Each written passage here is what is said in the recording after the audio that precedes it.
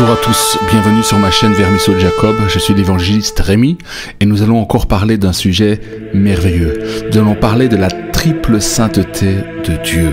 Oui, vous savez, la Bible est le seul livre qui donne des explications, qui donne des informations, qui vous donne un tremplin pour faire l'expérience de la divinité, pour faire l'expérience de la connaissance de Dieu. Parce que la connaissance de Dieu n'est pas seulement une connaissance théologique, elle est une connaissance qui vient par la parole, mais cette parole, quand elle est animée, rendue intelligible, exprimée, articulée par le Ruach HaKodesh, c'est-à-dire par le Saint-Esprit, alors vous avez la révélation de Dieu. Alors dire d'avoir la révélation de Dieu, nous ne connaissons qu'en partie. Nous ne connaissons pas tout de Dieu. Il faut être ressuscité pour connaître toute la gloire de Dieu. Et encore, je ne sais pas comment Dieu va gérer la révélation de son nom dans l'éternité, mais ce qui est sûr, c'est qu'il nous tiendra en haleine pendant toute une éternité. C'est-à-dire qu'il faut l'éternité pour avoir la connaissance de Dieu.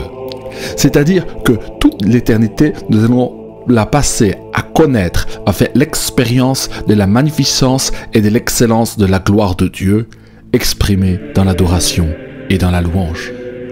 Je t'invite à t'abonner à ma chaîne, mets un like s'il te plaît, mets un commentaire, cela va vraiment m'aider à être bien référencé et ça permettra que ce que je fais pour Dieu et pour vous frères et sœurs soit bien répandu et ça permettra de satisfaire l'algorithme de YouTube.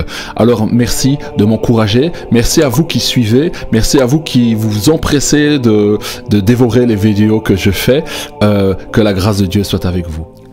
La triple sainteté de Dieu. Alors, Dieu et la connaissance de l'Éternel, notre Dieu est attaqué en ce jour. Certains vont vous dire que il n'y a pas trois personnes qui composent la divinité. Et j'ai fait une vidéo sur cela, sur la divinité de Jésus. Il est difficile d'appréhender la divinité, d'appréhender l'Éternel, notre Dieu, sans comprendre la nature de Dieu. Parce que cette nature de Dieu, c'est son omniscience, son omnipotence et son omniprésence sont partagées par trois êtres, trois barsoufim. C'est-à-dire, il y a trois faces en Dieu, trois faces de l'Éternel, celle du Fils, celle du Père et celle du Saint-Esprit. Tous les trois partagent la même nature. Alors, cette connaissance de Dieu, vous pouvez que l'obtenir que par les Écritures, la Bible. Maintenant, pour celui qui lit les Écritures, celui qui s'imprègne des Écritures, le souffle divin, l'Esprit Saint va vous faire aller au-delà de la parole. Alors quand je dis au-delà de la parole, ça veut dire aller à la source de ce dont la parole rend témoignage et explique et explicite. Ça veut dire qu'avant que soient mis par écrit les révélations qui concernent Dieu, il y a la personne de Dieu, il y a la nature de Dieu. C'est pour ça que la Torah est quelque chose d'éternel. Parce que cette connaissance de Dieu qui est mise par écrit avait toujours été voulue de Dieu. Maintenant, par le Saint-Esprit et par les Écritures, Dieu va nous transporter dans la révélation de sa personne, de sa triple sainteté. C'est-à-dire le Père est saint, le Fils est saint et l'Esprit Saint est rempli de sainteté. Et dans Isaïe chapitre 6, verset 2, des séraphins se tenaient au-dessus de lui. Ils avaient chacun 6 ailes, 2 dont ils se couvraient la face, 2 dont ils se couvraient les pieds, et dont 2 ils se couvraient pour voler. Alors, c'est des êtres volants, c'est des séraphins, c'est des êtres spirituels, des êtres embrasés, créés par l'Éternel. Et ils sont là autour de l'Éternel. Vous savez, il y a des êtres qui protègent l'Éternel, il y a des êtres qui gardent l'accès à l'Éternel, car vous savez, quand quelque chose est précieux, quelque chose qui est unique, il est gardé. Dans les musées, vous ne pouvez pas accéder aux œuvres d'art comme cela. Eh bien, on n'accède pas au trône de l'Éternel et à sa présence comme cela. Et ces séraphins entourent le Seigneur.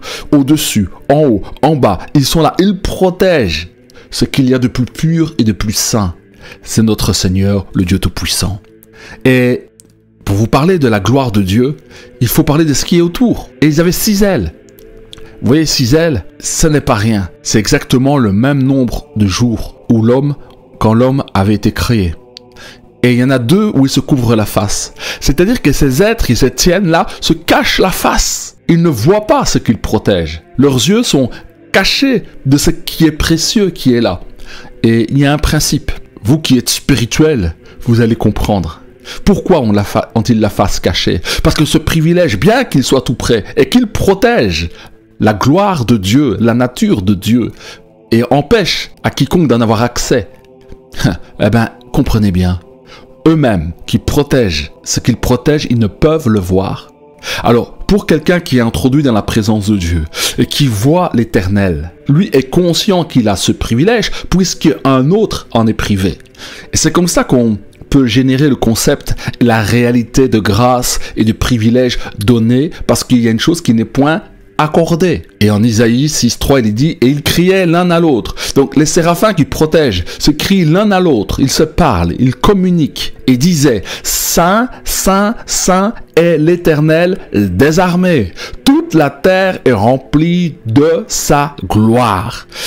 Ils perçoivent quelque chose que nous ne voyons pas. Ils voient la gloire de Dieu dans la création, en ce que Dieu soutient, organise tout pour que la terre soit, pour que la vie soit. Ils voient tout cela. Et ils s'écrient l'un à l'autre, Saint, Saint, Saint, 3 fois. C'est cela d'où vient la triple sainteté de Dieu. Et j'ai pris un autre texte dans Apocalypse, chapitre 4, verset 8, qui dit « Les 4 êtres vivants ont chacun 6 ailes. Et ils sont remplis de Dieu tout autour et au-dedans. » C'est-à-dire que c'est des êtres qui ont une perception qui est une perception globale, totale, complète, mais aussi au-dedans. Parce que notre Dieu est le Dieu de l'extériorité et de l'intériorité. Il ne cesse de dire jour et nuit, Saint, Saint, Saint est le Seigneur Dieu, le Tout-Puissant, le Tout-Capable, qui était, qui est et qui vient. Voilà, dans Apocalypse, là où Jean a perçu cela, il a vu ce lieu spécial où sont ces 4 êtres, là on dit qu'ils sont carrément 4, qui entourent l'Éternel de leurs ailes, qui le couvrent et qui empêchent l'accès, et qui eux-mêmes ne voient pas ce qu'ils protègent, pour que nous et les autres êtres, quand nous viendrons, nous puissions voir la gloire de Dieu, et nous verrons ces êtres, et nous percevrons ces êtres qui se cachent la face et ne voient point la gloire, bien qu'ils la protègent. Vous voyez, c'est des choses qui sont très intéressantes. Parce que, vous voyez, on peut dire qu'il y a des choses qui nous sont données le jour où nous convertissons, nous recevons le salut, nous recevons une portion de la révélation de Dieu notre Père par Jésus-Christ et par l'action de l'Esprit et de la parole. Puis il y a des choses qui vous seront seulement révélées dans le jeûne, dans la prière. Et des choses vous seront révélées à cause du prix que vous aurez payé pour la gloire de Dieu. Il y a des choses qui vous seront seulement révélées si vous avez le désir de vous approcher de Dieu, l'Éternel.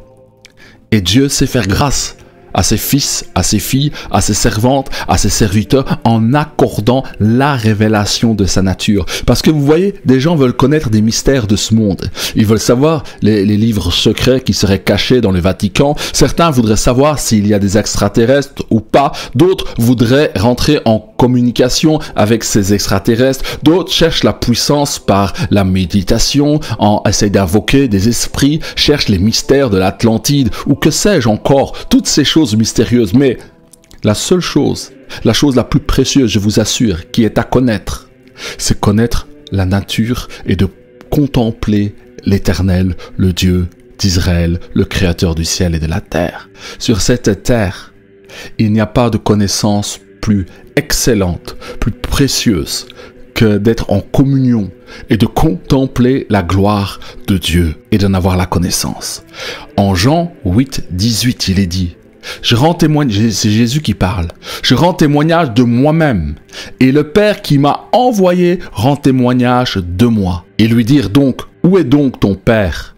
Jésus répondit « Vous me connaissez, ni moi, ni mon Père. Si vous me connaissiez, vous connaîtriez aussi mon Père. » Donc Jésus dit très bien que la connaissance de Dieu, qui est son Père, ne peut être connue qu'à travers lui.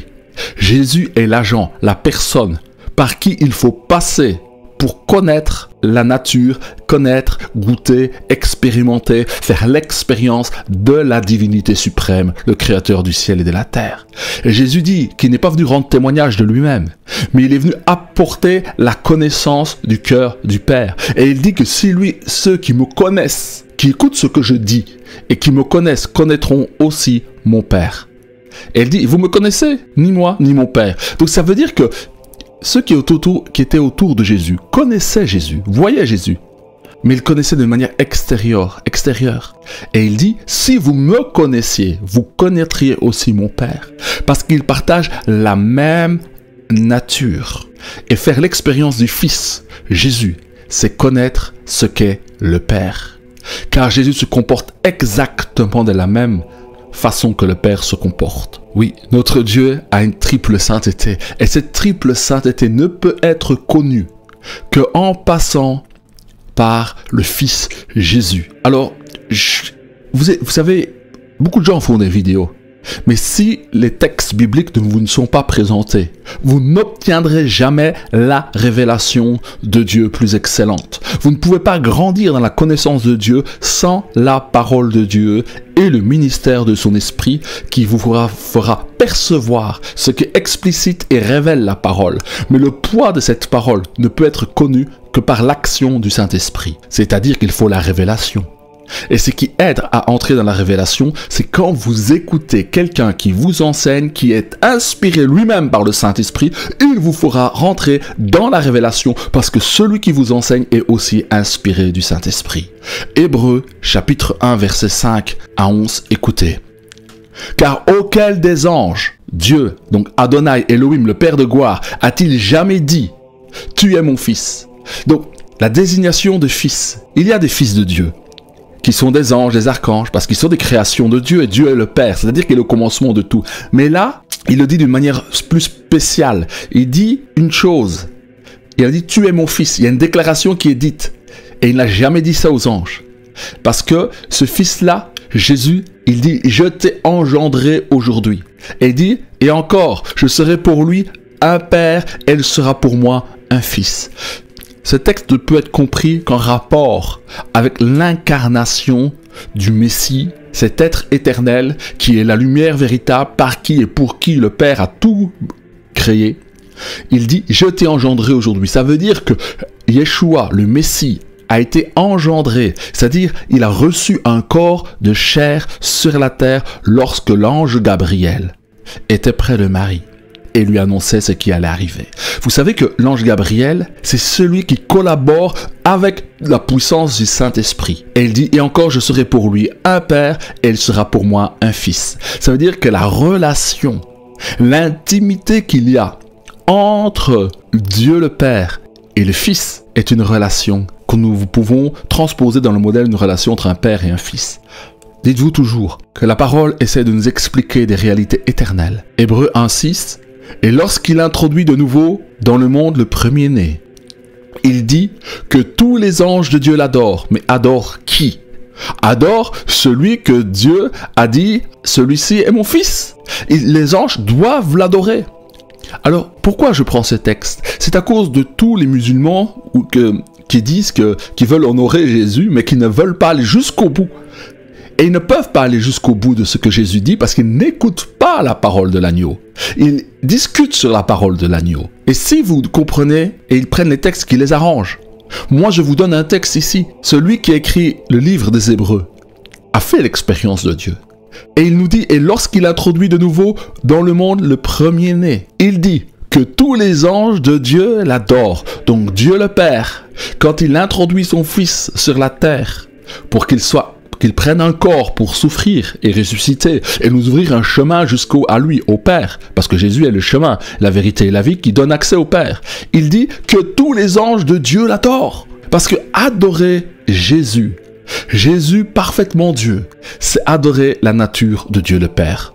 Et il dit de plus, il dit des anges, celui qui fait de ses anges des vents et de ses serviteurs une flamme de feu. Mais il a dit au Fils, ton trône, ô Dieu, est éternel. Le sceptre de ton règne est un sceptre d'équité. Donc Dieu, quand il s'adresse à son Fils, il dit, ton trône, ô Dieu. Vous comprenez? Donc le Père, quand il parle de son Fils, il dit « Oh Dieu », parce que le Fils a la nature divine. Si vous voulez comprendre la triple sainteté, la divinité de Jésus, vous ne pouvez que comprendre cela qu'en comprenant cette notion de la nature qui est partagée par le Père, le Fils et le Saint-Esprit, qui est la même, et qui forment un seul Dieu, un seul être. Et il dit, tu as aimé la justice et tu as haï l'iniquité. C'est pourquoi, ô Dieu, ton Dieu, t'a oint d'une huile de joie au-dessus de tes égaux. Alors, il y a un mystère dans cette parole. Qui sont ces égaux? Ton Dieu t'a oint d'une huile de joie au-dessus de tes égaux. Alors, on peut dire que c'est ceux qui partagent la même nature. Mais Jésus a été oint, lui, au-dessus de ses égaux. Il est supérieur à tous ceux qu'il a amenés, transportés, élevés, ressuscités, glorifiés. C'est son peuple, c'est nous qui sommes ses égaux. Parce que nous aussi, nous sommes parfaitement hommes. Et nous allons porter en nous la nature divine. Mais Jésus, lui, parfaitement homme et parfaitement Dieu, est le premier. Il est au-dessus de nous tous. Parce que nous aussi, nous sommes appelés à devenir fils et filles de Dieu, participants de la nature divine, pour vivre avec le divin, notre Père. Et il dit, tu as aimé la justice et tu as haï l'iniquité. Ça, c'est l'expérience que Jésus a faite sur la terre. Il a rejeté le mal et accueilli le bien. Il a été tenté en toutes choses comme nous et il n'a point cédé. Et il a dit, ô Dieu, ton Dieu, t'a oint, appliqué une huile de joie au-dessus de tes égaux. Donc Jésus a reçu de l'honneur du Père. Vous voyez, il y a une économie dans la divinité. Parce que le Père glorifie le Fils à cause de ce qu'il a souffert et de ce qu'il a subi sur la terre pour nous sauver. Donc le Dieu éternel, le Père de gloire, est capable de donner un surcroît de joie, d'honneur au Fils qui est sa propre vie, qui était dans l'éternité avec lui, à cause de ce qu'il a accompli sur la terre en nous sauvant et en retournant à la droite du Père. On parle de beaucoup de choses, vous savez, mais comprendre et réaliser quelle est l'économie, ce qu'il se passe, c'est-à-dire dans la divinité, c'est porter son regard loin et profond dans la sainteté de Dieu. Parce que Dieu se révèle et nous fait connaître ce qui se passe en lui. Et il dit, Hébreux chapitre 1 verset 10, et encore, toi, Seigneur, tu as au commencement fondé la terre, et les cieux sont l'ouvrage de tes mains. Ils périront, mais tu subsistes, et ils vieilliront tous comme un vêtement. Oui, nous vieillissons, nous périssons, parce que nous n'avons pas la vie en nous-mêmes. Un élan de vie, une étincelle de vie nous a été donnée, et cette étincelle de vie diminue, s'éteint. Quand nous naissons, elle est flamboyante, éclatante, et au fur et à mesure des années, cet éclat de vie, cette étincelle de vie que Dieu nous a donnée, diminue. Et vous savez, il y a une chose que j'ai compris il y a peu de temps, parce que je vous enseigne, mais en même temps, on fait un partage. Et dans ce partage, vous savez pourquoi beaucoup de gens n'acceptent pas l'évangile que nous leur annonçons? Parce qu'ils ne se voient pas comme une créature. Chacun dit, je fais ce que je veux, j'agis comme je veux, parce qu'ils disent et ils pensent, et ils en sont convaincus, que leur propre vie leur appartient. En méditant sur cela, je me suis dit, mais vous savez, quand quelqu'un meurt, il expire, il rend le souffle. Avec toute ta volonté d'homme, aussi bagarreur et fort que tu puisses être, quand le souffle de vie s'en va, il n'est pas possible à un homme de retenir ce souffle-là, de retenir le souffle de vie et de prolonger sa vie. Non, le souffle de vie nous est redemandé parce que notre vie ne nous appartient pas. Elle a une limite et c'est Dieu qui en décide. Et quand il reprend son souffle, il donnait à l'homme, à la femme, de mourir une seule fois, après quoi vient le jugement. Nous serons jugés et l'homme sera jugé sur ses actions et sur ses pensées. Et nous serons connus, nous serons vus nus comme Dieu nous voit. Et là, je continue en 1 Jean chapitre 5 verset 20. Nous savons aussi que le Fils de Dieu est venu. Oui, le Fils de Dieu, celui que Dieu appelle Dieu, celui qui est incréé et qui habite de toute éternité avec le Père et qui est en communion avec le Père est descendu et qui nous a donné l'intelligence pour connaître le véritable. Et nous sommes dans le véritable, c'est-à-dire en son Fils Jésus-Christ. Nous sommes dans le véritable en son Fils Jésus le Messie. C'est lui qui est le Dieu véritable et la vie éternelle. Petit enfant, gardez-vous des idoles. C'est-à-dire que si on ne s'approche pas de la divinité avec l'intelligence qui nous est donnée par le Saint-Esprit pour comprendre la divinité, dans ce qui nous est donné de comprendre et de saisir, si nous dénaturons la révélation, la connaissance de Dieu le Père, du Fils, du Messie, il y a un risque qui est là, c'est que nous adorions une idole. Parce que servir, prier, adorer un ersatz, c'est-à-dire une copie défaillante, une image défaillante, une image défaillante, une connaissance défaillante de Dieu, c'est adorer une idole. Et c'est cela qui est très dangereux. Beaucoup de religions présentent une image de Dieu dans laquelle Dieu ne se reconnaît même pas lui-même. Beaucoup d'assemblées chrétiennes ou de mouvements dits chrétiens présentent un Messie, un Christ qui n'a rien à voir avec le Messie et le Christ des Écritures révélées par le Saint-Esprit et ont fabriqué une idole. C'est-à-dire un bar Jésus, un faux Jésus, est adoré souvent par les églises, par des chrétiens qui rabaissent, qui enferment la révélation et disent Jésus est ceci, le Père est cela. Mais gardons-nous bien de définir ce qu'est l'éternel. Il est bien au-delà de tout ce que nous pensons et imaginons. Nous savons aussi que le Fils de Dieu est venu et qu'il nous a donné l'intelligence pour connaître le véritable. Dieu se révèle à nous et il nous donne de l'intelligence pour que nous puissions le connaître davantage et nous sommes dans le véritable. Nous sommes immergés.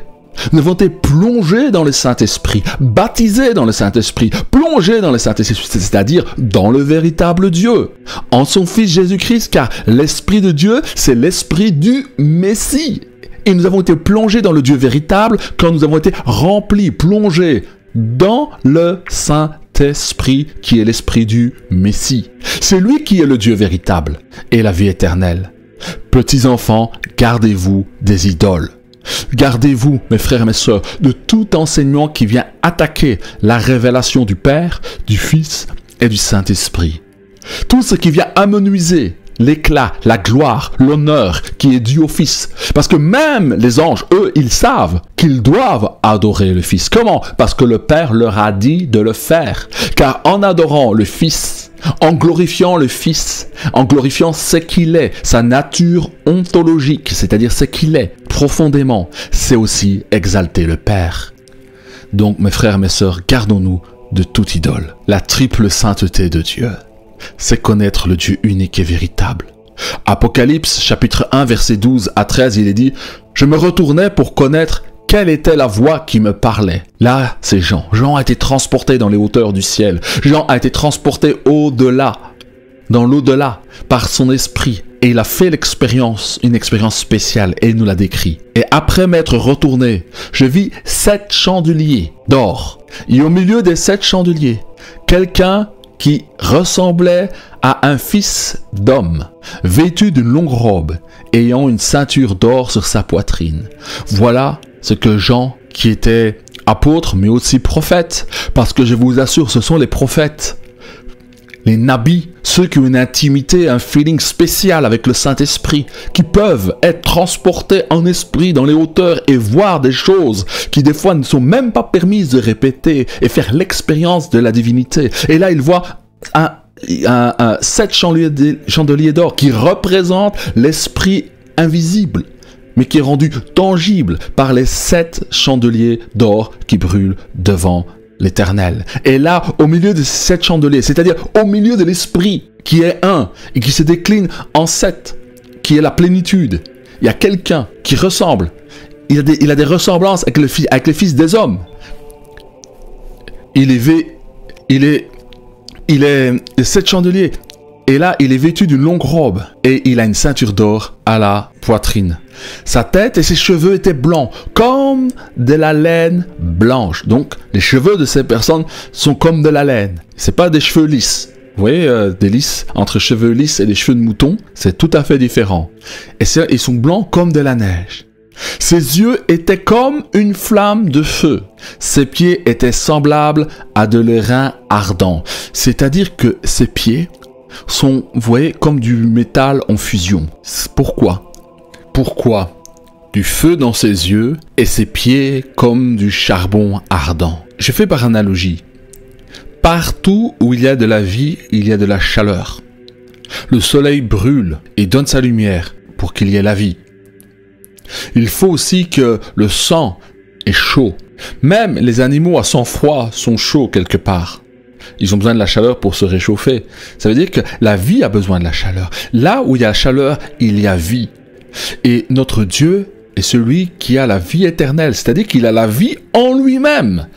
Donc, ayant la vie en lui-même, c'est lui qui a allumé tous les soleils de tous les univers. C'est lui qui a fait que le sang soit chaud et qu'il ait voulu ainsi, qui a pris de lui-même pour créer. Et le principe de création est le Christ, la vie. Donc c'est normal que ses pieds soient comme un métal en fusion, car il est plus chaud que les 1000 soleils qu'il a allumés. Il est plus chaud que la chaleur qu'il a générée pour mettre la création en mouvement, en lui communiquant de l'énergie et du mouvement pour que la création se déploie. Il est l'être le plus brûlant, le plus chaud qu'il nous soit donné de percevoir. Même les anges, qui sont des flammes de feu, même certains anges qu'on appelle des êtres ardents de feu, c'est lui qui leur a communiqué la vie. Et la vie va avec le feu, elle va avec la chaleur. C'est pour ça que l'Esprit Saint, quand il descend sous forme de flamme de feu, parce que c'est la vie c'est le feu brûlant. Oh, c'est merveilleux de saisir cela et de comprendre cela de notre Dieu. Alors il dit, comme s'il lui était embrasé dans une fournaise. Donc, le Seigneur est une fournaise. Vous savez que la température de notre cœur, c'est 37,2. Mais celle de l'Éternel, elle est infiniment chaude. C'est pour ça qu'un corps non ressuscité ne peut pas tenir devant l'être ardent qu'est notre Seigneur. Et sa voix était comme le bruit des grandes eaux. Nous sommes plusieurs à avoir fait cette expérience, à avoir été transportés dans la présence de Dieu. Et quand Dieu vous parle, vous ne pouvez pas entendre et comprendre ce qu'il vous dit sans qu'il ne fasse quelque chose pour vous donner la compréhension de sa voix. Car sa voix est comme le bruit des grandes eaux.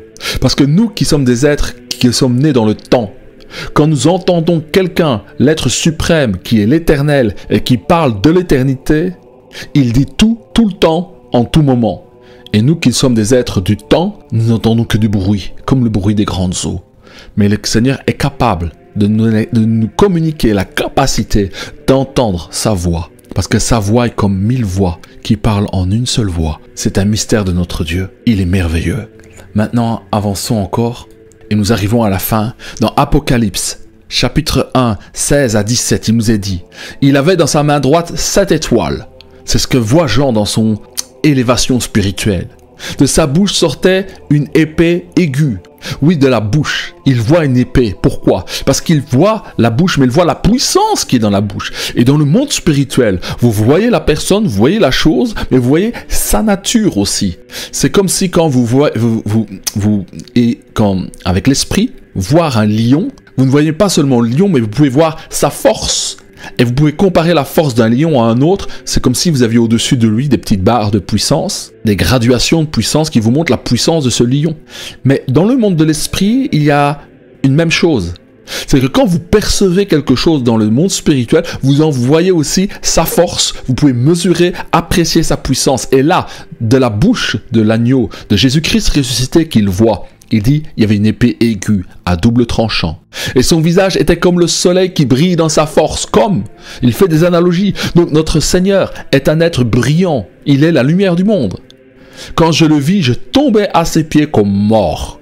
Voilà la description de Jésus dans l'Apocalypse. Le Jésus ressuscité qui revient dans sa gloire.